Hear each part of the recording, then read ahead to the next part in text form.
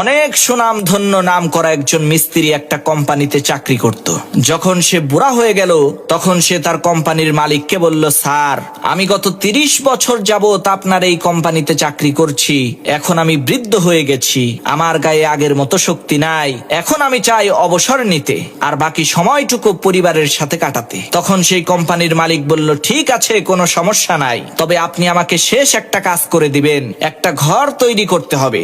এই কাজটা করার পরেই আপনার ছুটি। তখন সেই মিস্ত্রি মালিকের মন রক্ষা করার জন্য তার অনিচ্ছা সত্ত্বেও সেই ঘর তৈরির কাজ শুরু করে দিল। কিন্তু সে মনোযোগ দিয়ে কাজ না করার কারণে তার সর্বশেষ তৈরি করা ঘরটা মোটেও সুন্দর হলো না।